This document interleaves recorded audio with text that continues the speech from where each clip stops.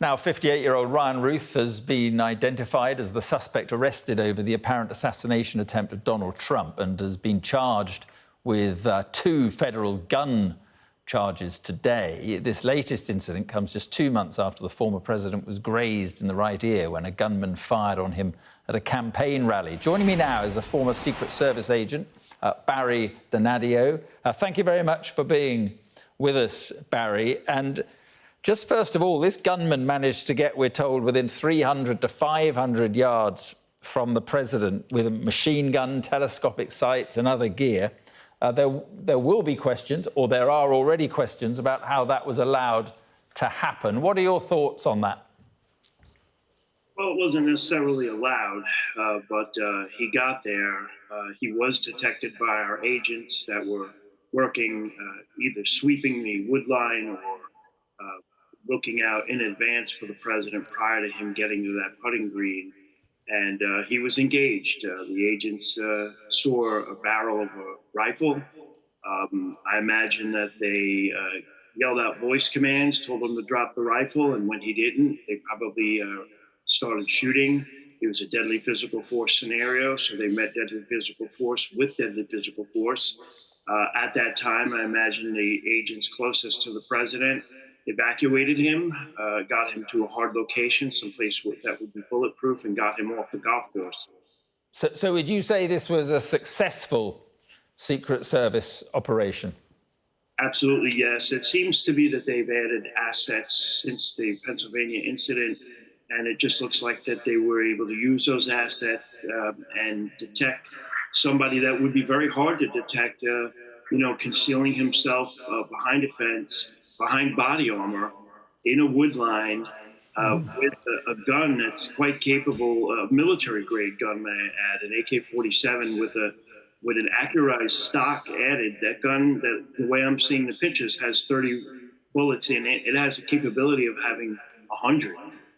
He was waiting for the president to get closer, and if the Secret Service didn't find him and react, they might. So it's kudos to the Secret Service. They did win the day. Local law enforcement can't be forgotten. They're the ones that apprehended this man, and even without hurting him, it's a win-win situation for all parties and win for America. Yeah, I mean, I guess you could say it was by chance that he was, a very keen-eyed Secret Service agent spotted him, clearly. But one wonders how he was allowed to get so close. And also, Barry, he seemed to be armed with the knowledge that Donald Trump was playing golf at that golf course at that time, which, what do you read into that? That is a question that I have, and that's a brilliant question you bring up. That is something that I've asked. Was that an announced event? If it was, then it makes sense that maybe he pre-planned to be there. But if nobody knew that the president was going to be there, then we have to start to speculate and wonder what's really going on here. Did he have some kind of intelligence forwarded to him? Maybe he's a former employee. He was able to gain access to knowledge of information. We won't know for a while, but there's more and more coming out. We know now more than we did 2 hours ago. We know this is a prior convicted felon. Okay, under the laws here in the United States, he cannot even possess a firearm. So that alone is going to put him in a jail cell for a very long time. The firearm he had was scratched off serial numbers. So they've only got 2 charges so far. I imagine they're going to bump up a few more charges. Certainly a charge of attempted murder of the President of the United States would probably be there as well. There was reporting I saw this morning that Donald Trump didn't know. He only decided at the last minute to play golf at that golf course. So it suggests, as you seem to suggest, that, and we don't want to jump to conclusions, but there was some sort of prior, maybe insider knowledge or something. Anything is possible somehow by chance, but I doubt it. It just seems like he coordinated this. He got the intelligence somehow from somewhere.